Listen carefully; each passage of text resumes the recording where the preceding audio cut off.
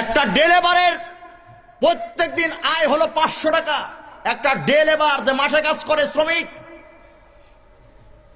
মাঠে কাজ করে কৃষক অথবা শ্রমিক, সে প্রত্যেক দিন মজুরি পায় কমপক্ষে 500 টাকা।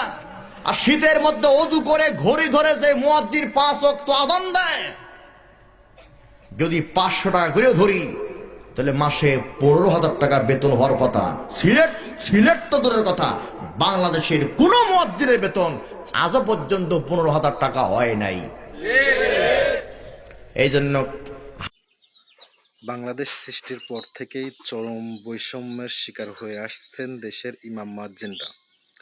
রাষ্ট্রের প্রতিটা ক্ষেত্রে সরকারের নজর থাকলেও সেই নজরের বাইরে ছিলেন তারা।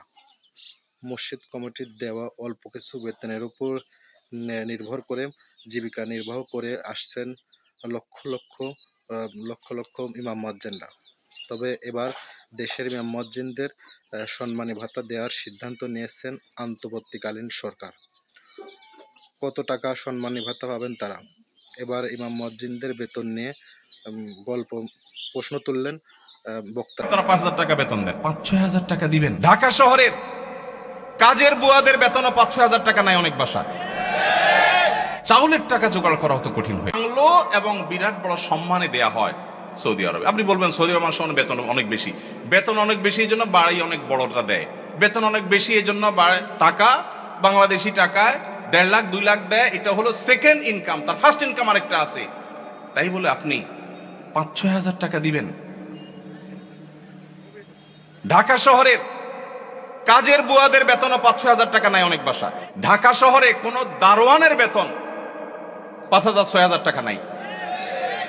কোন পিয়নের বেতন 10,000 টাকার নিচে নাই। সেখানে 5-7 হাজার টাকা আজকালকার। তবে এবার সেই বৈষম্য দূর হতে চলেছে। ইমাম মুয়াজ্জিনদের সম্মানী ভাতা দেওয়ার সিদ্ধান্ত নিয়েছেন অন্তর্বর্তীকালীন সরকার।